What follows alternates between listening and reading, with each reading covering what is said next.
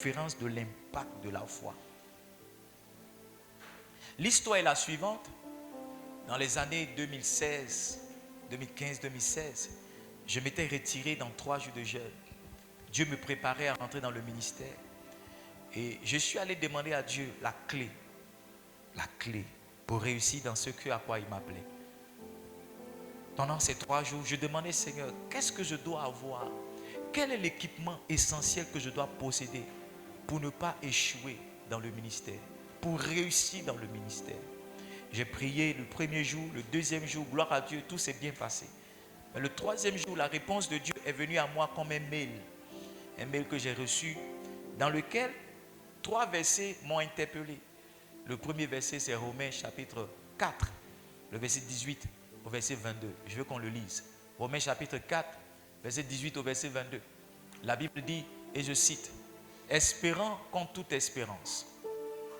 Romains 4, verset 22, verset 18 au verset 22.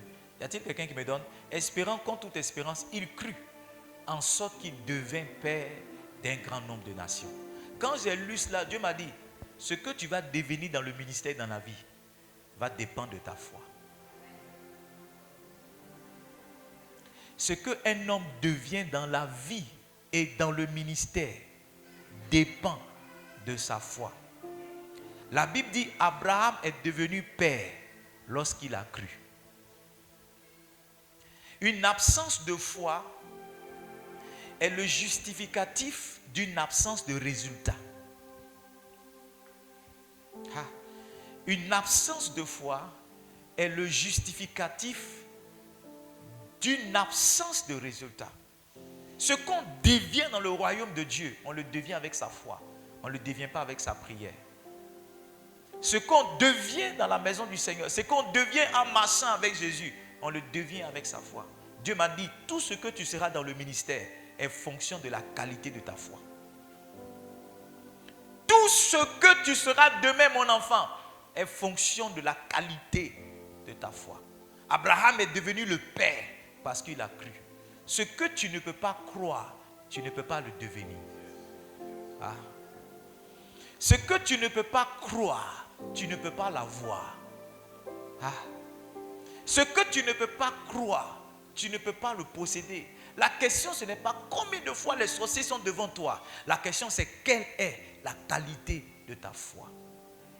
La question, ce n'est pas, quelle est la taille de la montagne qui est devant toi. La question, c'est quelle est la qualité de ta foi. My faith reaches out. Oh, no, you have for me today. Ma foi repose sur toi. Seigneur, je crois. Seigneur, je crois.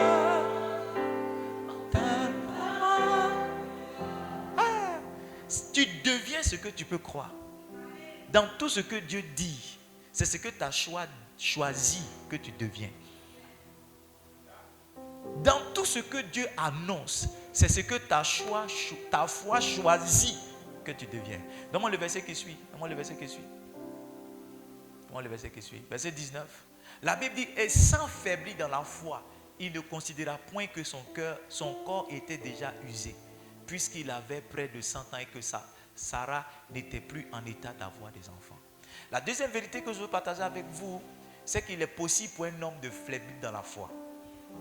Et la faiblesse dans la foi commence lorsque un homme se détourne de ce que Dieu a dit et commence à se concentrer sur sa réalité.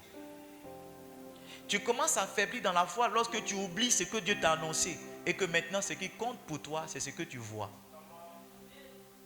Tu commences à baisser considérablement dans la foi lorsque tu ne fais plus attention aux promesses que Dieu t'a annoncées, mais que maintenant tu fais attention à ce que les hommes te disent comme explication, comme justificatif. Dieu m'a dit, aussi longtemps que tu seras focus sur ce que je t'ai dit, tu vas ignorer la réalité. Écoutez-moi bien, quand un homme marche dans la foi, sa réalité est toujours le contraire de ce que Dieu lui a dit.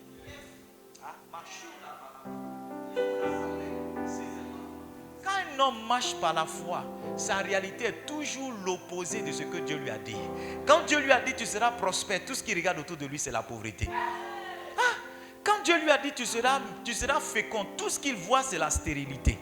Quand Dieu lui a dit je vais te faire les nations, tout ce qu'il voit c'est une vie dans laquelle il est né, dans laquelle il a grandi, dans laquelle il s'est marié, dans laquelle ses enfants sont entraînés. Il se pose la question, mais quand est-ce que cela sera possible? Quand un homme marche par la foi, sa réalité est le contraire de ce que Dieu lui a annoncé. C'est pourquoi, si tu es en train de vivre certaine réalité, je veux que maintenant tu imagines le contraire de ce que tu vis. Si tu es dans la pauvreté, je veux que tu imagines le contraire. Parce que la foi est toujours le contraire de la réalité. Ce que la foi a pour un homme, c'est le contraire de sa réalité. Quand je n'avais rien, j'ai commencé à dire que je serais un milliardaire. Parce que j'ai compris que la foi a toujours le contraire de la réalité d'un homme.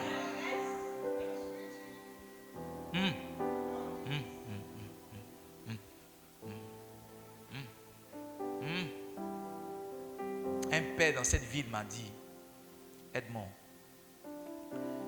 personne ne peut faire une église à Dabo et avoir plus de 50 personnes. C'est ce qu'il m'a dit. Vous savez pourquoi il m'a dit ça? Parce que ce n'est pas sa faute. Toutes les églises qu'il rencontrait, qu'il voyait, avaient moins de 50 personnes. Une femme a prié, paix à son âme. Elle a dit, Seigneur, je ne comprends pas le ministère d'Abou. Je donne, le ministère n'avance pas. Dieu lui a dit pendant qu'elle priait, tu penses que tu donnes? J'ai un de mes serviteurs qui s'appelle Aide-moi. Il faut le chercher à Dabo, il faut le trouver. Sans qu'elle, moi, on se soit rencontrés une fois, elle est venue et dit, c'est vous, pasteur, Dieu m'a parlé de vous. Je suis venu vous poser des questions. Ce que la foi a pour vous est le contraire de ce que vous avez maintenant. Ce que Dieu a pour vous est le contraire de ce que vous vivez. Ce que Dieu a programmé pour vous. Abraham est devenu le père d'une multitude. Sa réalité, c'est qu'il n'avait pas d'enfant. Quelle est ta réalité? En fait, ta réalité même est l'indicatif de ce que Dieu a prévu pour toi. Si tu ne sais pas ce que Dieu a prévu pour toi, regarde ce que tu vis. Et puis, il faut faire une extrapolation dans son contraire. Il faut te projeter dans son contraire. C'est pourquoi je dis que moi, je suis un pasteur de Super Giga Mega Church. Parce que quand je prêche, quelquefois, j'ai des chaises vides. Donc, si ce que Dieu a prévu pour moi est le contraire de ce que je vis, c'est qu'il n'y a pas d'autre choix. Je suis un pasteur d'une Super Giga Mega Church. Écoutez-moi bien, j'ai observé que tant qu'il n'y a pas la foi quelque part, Dieu peut.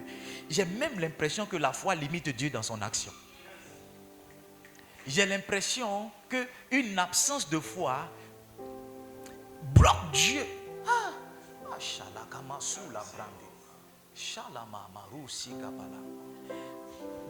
Dans l'histoire de Marc chapitre 9 que nous avons lu tout à l'heure, donne-moi le verset 4. Marc chapitre 9, le verset 4. On va revenir tout à l'heure. Je vais vous expliquer quelque chose, puis on va avancer. Quelqu'un aime la prédication de ce matin? Marc chapitre 9, le verset 4. Please go ahead. I want you to help me to preach this morning. Marc chapitre 9, verset 4.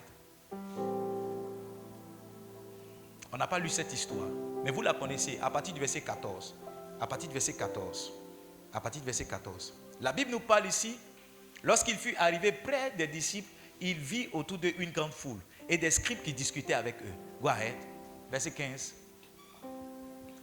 Dès que la foule vit vit Jésus, elle fut surprise et elle courut pour le saluer.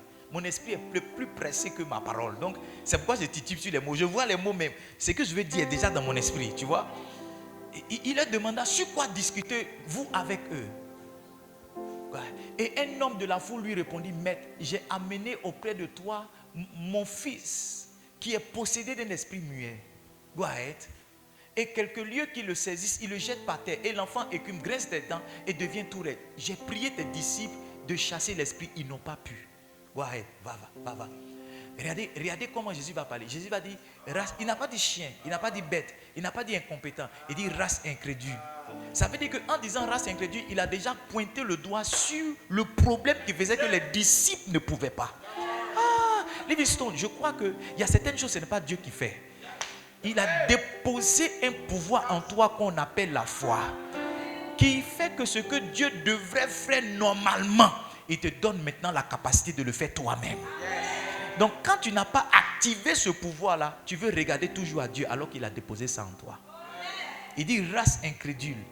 Jusqu'à quand serai-je avec vous? Jusqu'à quand vous supportez? Il dit amenez-le. Et vous allez voir, Jésus va commencer à faire... On va au verset 20. Allons-y au verset 20. Verset 20. Verset 20.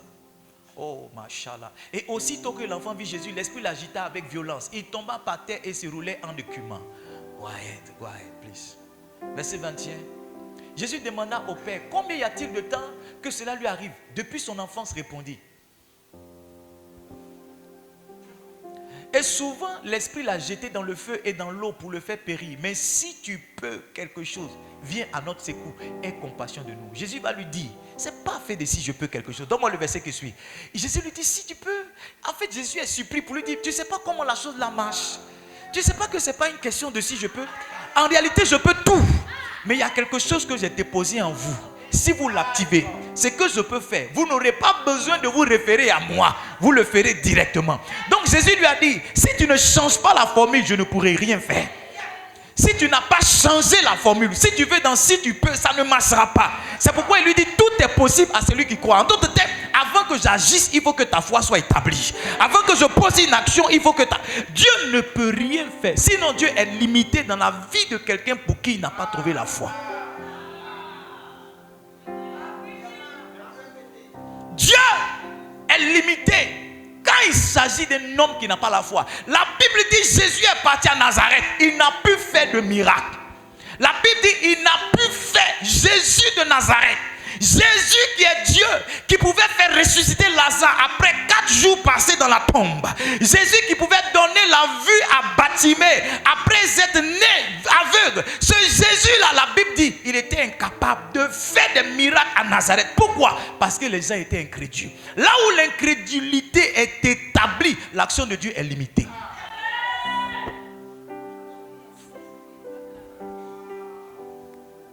Là où l'incrédulité est établie, l'action de Dieu est limitée. There is things God cannot do until you have faith to believe. Il y a des choses que Dieu ne peut pas faire jusqu'à ce que tu aies la foi. Ça veut dire que l'action de Dieu commence avec ta foi. Ma foi repose sur toi. Seigneur, je crois en tes paroles pour moi. L'action de Dieu est limitée là où l'incrédulité est établie. Dieu commence avec la foi. Dieu opère avec la foi. Quand un homme a la foi, il s'associe avec Dieu pour avoir du résultat. Hey, le gars là va dire quoi? Donne-moi le verset 24. Il va dire, Seigneur, viens au secours de mon incrédulité. Ton réel problème, maman, c'est ton incrédulité. Ton vrai problème, ce n'est pas la sorcellerie. Ton vrai problème, ce n'est pas les sorciers de ton village. Je te dis la vérité. Ton vrai problème, ce n'est pas les sorciers. Je dis ton vrai problème, ce n'est pas la sorcellerie. Non. Livingstone, le diable est limité dans ce que tu peux devenir. Je te dis la vérité. Aussi longtemps que Dieu n'a pas ôté sa couverture de dessus de toi, le diable ne peut absolument rien faire. Rien faire. Le diable peut rien. Il ne peut rien créer. Le problème, c'est la qualité de ta foi. Ce n'est pas la puissance de la sorcellerie de ton village. Ce n'est pas l'intensité des actions avec laquelle il t'attaque. Non, c'est la qualité de ta foi. La Bible dit, voici le deuxième verset que Dieu m'a donné alors que j'étais dans cette retraite. Luc chapitre 22. On va placer sur l'écran le verset 31.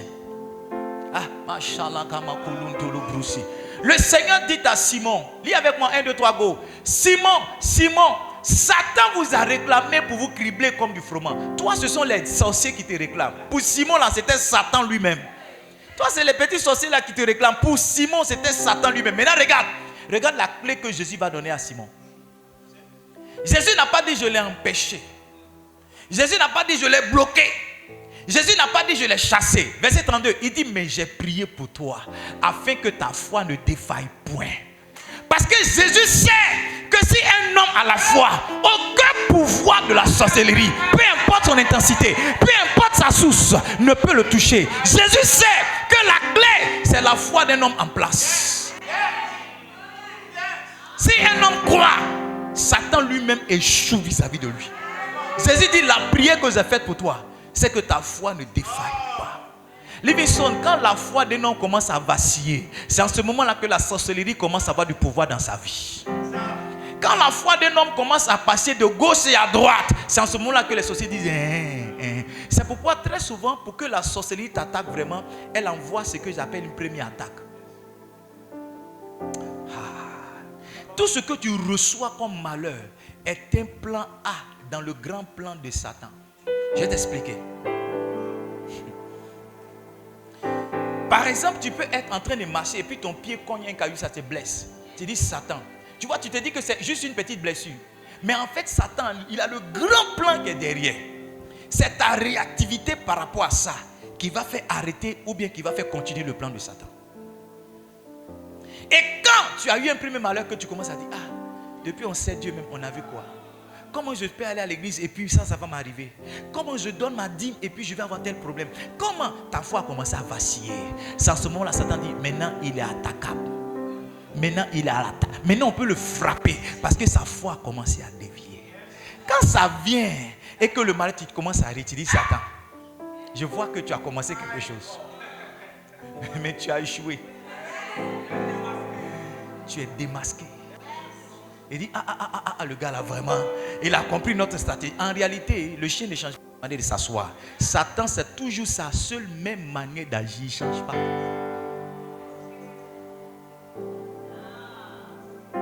Dieu m'a dit, fils, le ministère, il y a des attaques, mais aussi longtemps que ta foi ne défaille pas.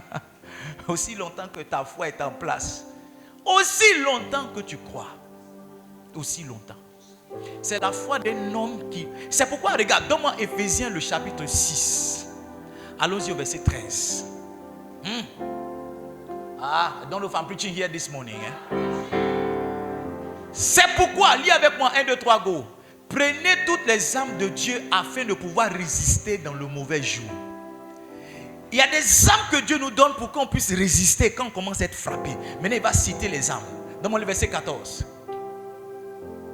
Il dit, tenez donc ferme, ayez à vos reins la vérité pour ceinture, revêtez la cuirasse de la justice. Donc on a la vérité, on a la justice. Il dit, mettez pour chaussure à vos pieds le zèle que donne l'évangile de paix. Donc on a l'évangile de paix, troisième arme.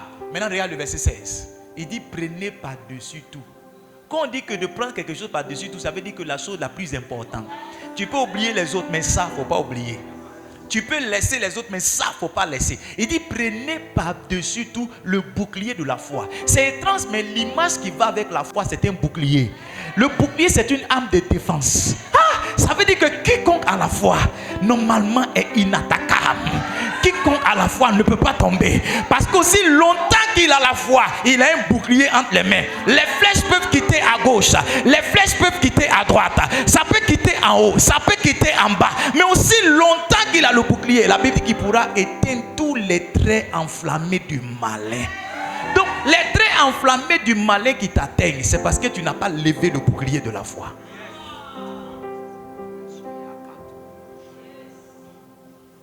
C'est une atmosphère particulière. L'esprit de la foi est juste en train d'être relâché.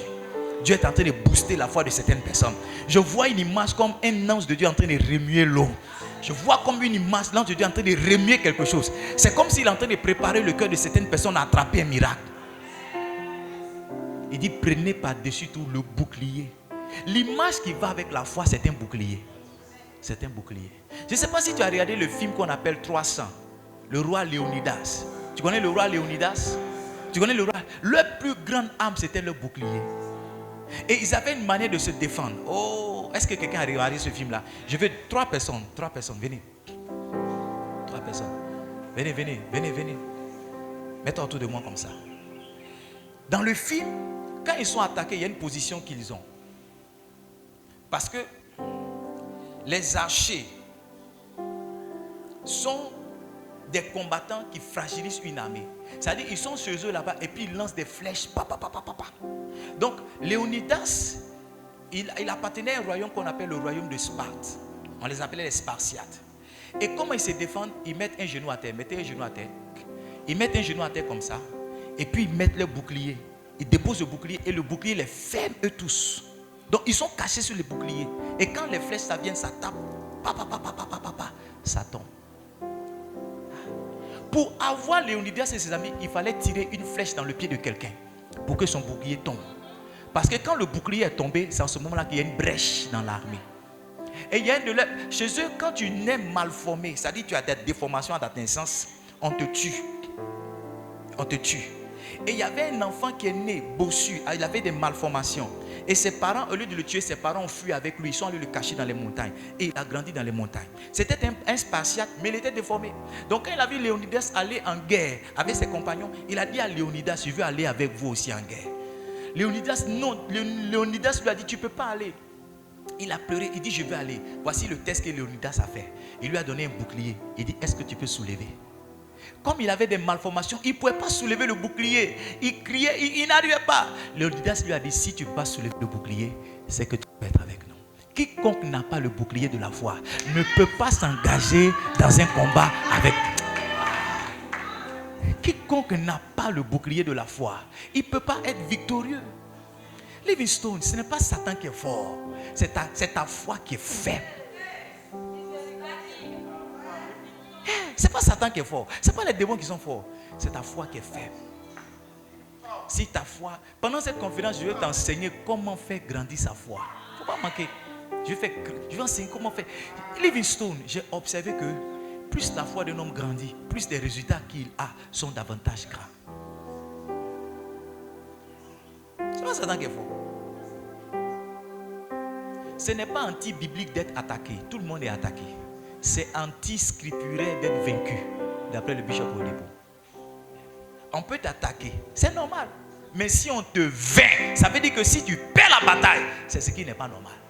Donc quand les gens sont en train de dire, je ne comprends pas ma vie, je ne comprends pas ma vie, ta foi est en train de vaciller, ta foi est en train de défailler, ta foi est en train de vaciller. Je ne comprends pas, on doit t'attaquer et on t'attaquera.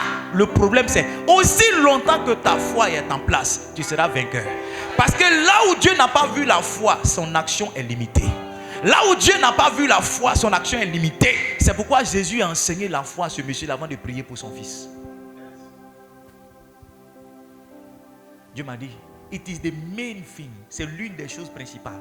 Il m'a dit, tu veux la clé pour réussir dans le ministère? Si tu peux avoir la foi. If you can't believe. If you can't believe. Pendant ces 3 jours, Dieu va relâcher un esprit. Des spirit of faith. Le don de foi. On a le don de parler en langue, mais il y a un don qui est encore plus puissant. La capacité qu'un homme a dans les ténèbres de croire. La capacité qu'un homme a dans les challenges de dire oui, ça sera possible. La capacité qu'un homme a de s'arrêter lorsqu'il a tout perdu pour dire je peux encore me relever. Je peux encore aller plus loin. C'est une maison qui nous ont pris. C'est un travail qui m'ont pris. C'est un salaire qui m'ont pris. C'est mes économies. C'est une voiture qui m'ont pris. It is possible again. C'est encore possible.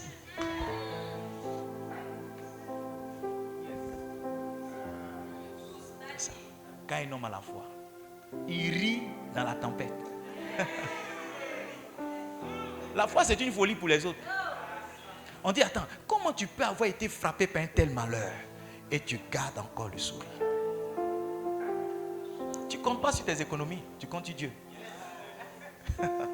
Tu ne comptes pas sur tes parents, tu comptes sur Dieu. Nous autres, on n'a plus rien sur la terre. La seule chose qu'on a, c'est notre foi en Dieu. C'est notre foi. Au village, on ne nous connaît pas. On n'a plus de papa.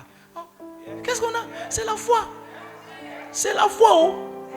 On n'a pas un héritage quelque part. Mes frères et mes soeurs, on n'a pas un tonton ministre quelque part. On n'a pas une grand-mère qui a travaillé au Vauboigny quelque part. On n'a pas ça. La seule chose qu'on a, c'est notre foi en Jésus-Christ. C'est notre foi en ce Dieu-là. Alors si c'est la seule chose qu'on a, pourquoi ne pas l'attraper? Pourquoi ne pas la chérir? Pourquoi ne pas l'encourager? Pourquoi ne pas la faire grossir? Pourquoi ne pas l'intensifier pour qu'elle nous donne des résultats? Le pasteur Charles m'a appris quelque chose. La foi nous met tous sur le même pied d'égalité. Ce que tu n'as pas est comblé par ta foi. Lui, il a son papa qui est ministre. Toi, tu n'as pas. Mais tu as ta foi.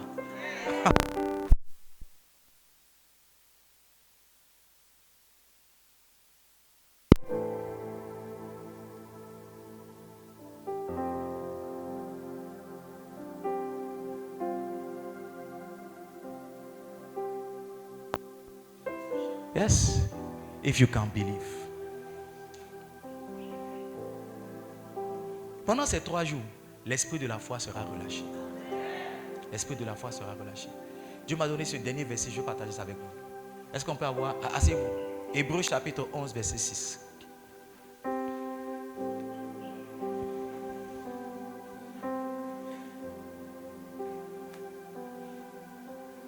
Dieu ouvre un chemin là où tout semble fermé.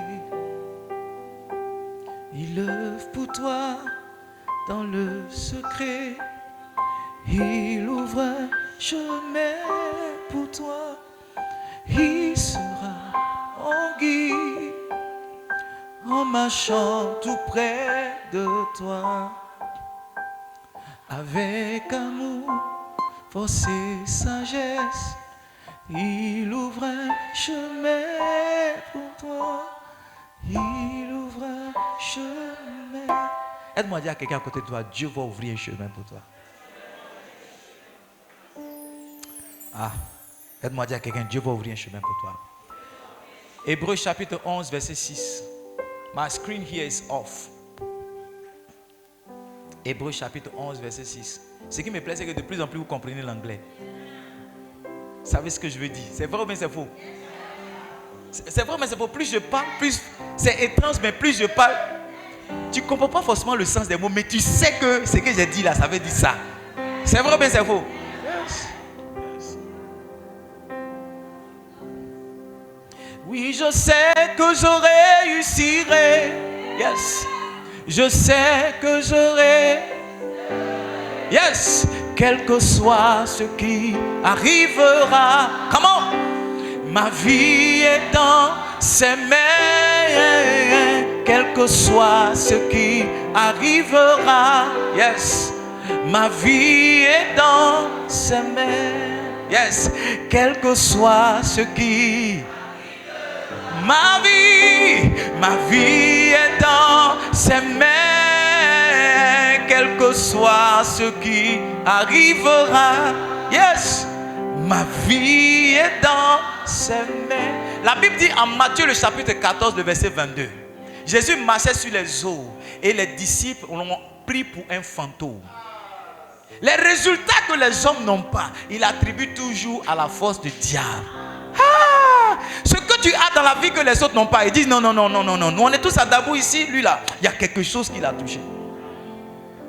Parce qu'ils n'ont pas ce type de résultat. Je parlais avec un pasteur cette semaine, il m'a dit non, tu travailles plus. Je dis je suis à plein temps. Il dit mais tu ne fais pas un business. Je dis je ne fais rien. Tout ce que j'ai c'est le ministère. Je dis je fais le ministère. Il dit j'ai cru que tu avais un business qui t'aidait à avoir l'argent pour que tu vis. Je dis rien. Quand les gens n'ont pas un type de résultat, ils attribuent la source de ce que vous avez à Satan. De Satan et de Dieu qui est le plus grand, qui est le plus fort. Ça veut dire que tous les résultats que Satan peut vous donner, Dieu peut vous donner plus grand. Oui, ça veut dire que tout l'or, tout l'argent que Satan peut vous donner, Dieu peut vous donner plus grand. Moi, j'ai décidé de marcher avec ce qui est plus grand. La Bible dit que les disciples ont vu Jésus venant. Et ils étaient en train de discuter. Les uns disent que c'est lui, d'autres disent que non. Pierre, j'aime Pierre. C'est pourquoi notre école s'appelle l'école de Pierre. Parce que Pierre est une référence. Il n'avait pas l'instruction, c'est vrai. Il était un peu impulsif, c'est vrai. Mais Pierre a pris certaines décisions et certaines initiatives qui nous montrent que c'était un homme de foi. Il dit, Jésus, si c'est toi, ordonne que je marche sur les eaux. Et la Bible dit, Jésus lui a dit, viens. Et Pierre a commencé à marcher sur les eaux. Quand un homme marche par la foi, il marche au-dessus de tout ce qui est naturel. Quand un homme marche par la foi, alléluia, il marche au-dessus de tout ce qui est normal. Hey, la loi de la poussée d'Archimède nous dit que tout ce qui est solide ne peut pas flotter. C'est pas ce qu'Archimède nous dit. Archimède dit ce qui est solide ne peut pas flotter. Ça veut dire qu'un homme ne peut pas flotter sur l'eau. Mais quand un homme marche par la foi, il est au-dessus de tout ce qui est les lois naturelles. Tout ce qui est loi naturelle, il est au-dessus. Là où on dit un homme ne peut pas, c'est là-bas qu'il se déploie. Là où on dit qu'un homme ne peut pas, c'est là-bas qu'il se réalise. Là où on dit que c'est impossible et que c'est difficile, c'est là-bas qu'il commence maintenant à marcher. Demandez à quelqu'un ce qui t'a manqué. C'est la foi. Oh. La Bible dit pendant qu'il marchait, les vents ont commencé à souffler plus fort. Livingstone, c'est ce que je vous dis. Quand vous marchez par la foi, vous avez des vents contraires. Le vent est l'indicatif qu'il y a quelque chose qui est en toi qui te fait avancer. Ça veut dire que plus tu sens le vent, plus tu dois te concentrer. Un homme vacille dans la foi lorsque son regard a quitté Dieu, maintenant qu'il commence à regarder sa réalité. Et Pierre, lorsqu'il marchait sur les eaux, il n'était plus conscient de Jésus qui était devant. Il était conscient maintenant des vents qui soufflaient. Et la Bible dit, à partir de cette conscience qu'il avait de sa réalité, il a commencé à s'enfoncer. Jésus lui a dit, homme de peu de foi, pourquoi as-tu douté? Le problème, c'est notre cœur qui doute. On croit un moment, on ne croit pas après. On croit un peu. Quand le vent souffle et que ça devient chaud, ça devient dur, ça devient chaud, ça devient dur, on ne croit plus. Oh, je crois que si je donne 10 000, Dieu va me bénir. Tu donnes 10 000 et tu as fixé ta bénédiction à une semaine. Une semaine vient, tu n'es pas béni. Tu dis, ah, est-ce que ça marche vraiment? La dernière fois quand j'ai donné, ça marche. Mais cette fois, frère, ça marche toujours. Jusqu'à ce que ta foi... Livingstone, écoutez-moi bien. C'est par certains exercices qu'un muscle s'hypertrophie. Ça veut dire que Dieu va te donner certains exercices pour faire grandir ta foi. Quand le vent vient là, c'est pas pour te faire tomber. C'est pour... C'est pour que ta foi grandisse. Donc l'enfant que tu n'as pas, le travail que tu n'as pas, l'argent que tu n'as pas, c'est pas parce que Dieu veut te voir malheureux. C'est parce que Dieu veut que tu fasses grandir la foi.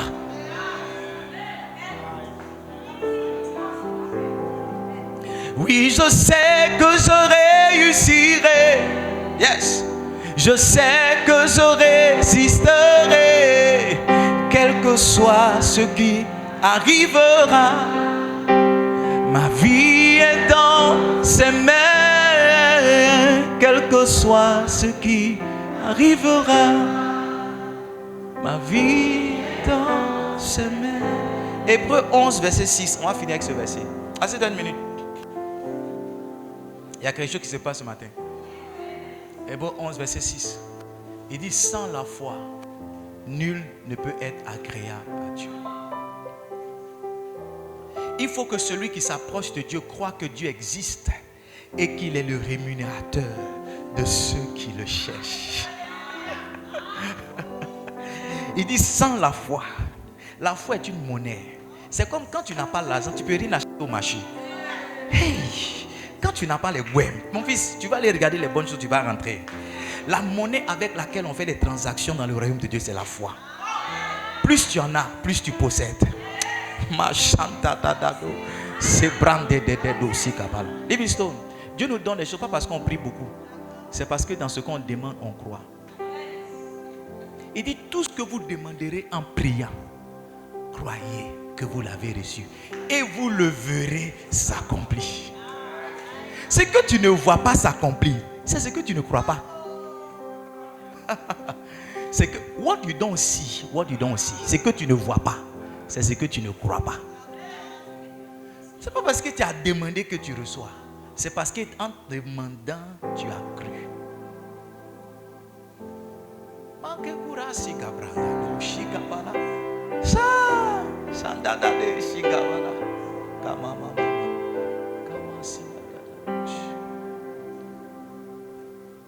Il dit, sans la foi, nul ne peut être agréable à Dieu.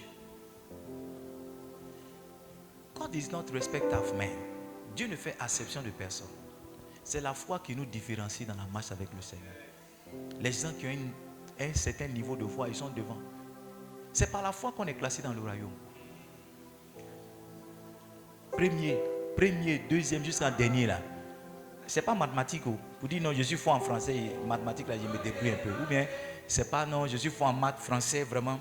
Moi, c'est dissertation, commentaire composé, j'aime pas trop. Non, c'est pas ça. C'est par la foi qu'on est classé dans le royaume.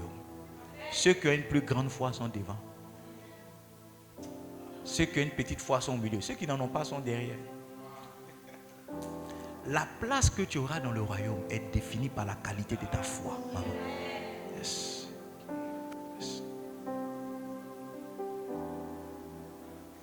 C'est pourquoi, parmi 12 choses qui sont pour moi des piliers de croissance, la foi occupe une place très importante.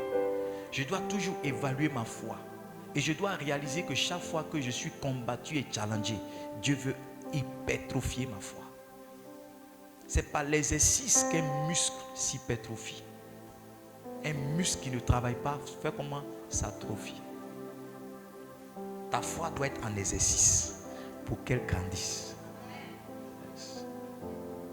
Il dit, il faut que celui qui s'approche de Dieu croit que Dieu existe. Première chose, et qu'il est le rémunérateur de ceux qui le cherchent. Il y a des choses que Dieu donne comme récompense de notre foi.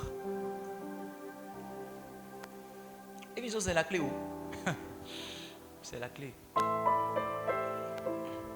C'est la clé. C'est la clé. Maintenant, regardez. La Bible dit que la foi vient de ce qu'on fait quoi? Et ce qu'on entend de quoi? Plus un homme s'expose à la parole, plus un homme fait grandir sa foi. Je vous dirai ça pendant la conférence. Je n'ai pas tout dit ce matin. Donc Dieu m'a dit, c'est la clé que tu veux. Voici la clé que je te donne. Voici comment est née la conférence de la foi. Chaque année, on veut créer cette plateforme pour que Dieu puisse insuffler en nous l'esprit de la foi. La capacité surnaturelle de croire dans n'importe quelle situation. La possibilité, la capacité spirituelle de se tenir dans la tempête et de continuer d'avancer. C'était une des bons à prier. Aujourd'hui, on aura un seul culte. Juste après, on va faire une réunion par rapport à la conférence. Comment on organise la conférence? Si j'ai habilité illimitée. Yes. L'argent est important, je vous parle de l'argent. Mais la foi est encore plus grande que l'argent. L'argent est important. Mais la foi est bien plus importante que l'argent. Pierre dit, je n'ai ni or, je n'ai pas d'argent. Mais lève-toi et marche. Il a donné à cet homme quelque chose de plus grand que 5 francs, que 10 francs. L'incapacité pour lui de marcher depuis 40 ans a été relevée. Pierre va nous donner la clé. Pierre va nous donner la clé. Regardons ensemble. Au verset 15. Il dit, vous avez fait mourir le prince de la vie que Dieu a ressuscité des morts. Nous en sommes témoins. Verset 16. Il dit, c'est par la foi en son nom que son nom a raffermi celui que vous voyez et connaissez. Il dit, c'est par la foi en lui qui a donné à cet homme cette entière guérison en présence de vous tous. Pierre dit, c'est la foi dans le nom de Jésus. C'est la foi en Jésus qui a donné à un homme de se relever depuis 40 ans. Une chose que Dieu va faire dans cette conférence, je l'annonce comme une prophétie. Les gens qui vont la recevoir vont attraper cela. Suivez très bien. Le point commun entre le récit que je viens de vous faire et le récit de Marc, le chapitre 9, c'est que les deux ont eu des maladies depuis l'enfance. Le père a dit c'est depuis l'enfance. C'est pas ça? Lui aussi c'est depuis qu'il est né, depuis l'enfance. Il y a des choses qui t'ont poursuivi depuis que tu es né. Dans cette conférence, Dieu va mettre fin à ça. J'ai dit, il y a des choses qui t'ont poussé depuis ta naissance. Il y a des choses que tu as remarquées, que tes parents ont remarquées, pour lesquelles vous n'avez pas de solution. Mais je te dis que pendant ces 3 jours, Dieu va venir mettre fin à des choses qui sont là depuis l'enfance. J'ai dit, Dieu va venir mettre fin à des choses qui sont là depuis l'enfance. Pour le premier, c'était le mutisme. Un esprit de mutisme, il ne pouvait pas parler. Pour celui-là, c'était la paralysie. Il était impotent, il ne pouvait pas marcher. Ce que tu ne pouvais pas faire depuis que tu es un enfant, ce que tu ne pouvais pas faire depuis que tes yeux sont ouverts, ce que tu ne pouvais pas faire, Dieu va mettre fin à cela. Tu vas pouvoir le faire maintenant. Je dis, tu vas pouvoir le faire maintenant. Tu vas pouvoir le faire maintenant. Tu vas pouvoir le faire maintenant. Tu vas pouvoir le faire maintenant. Lève la voix, commence à prier. Dis, Seigneur, ces 3 jours soient 3 jours de poussée.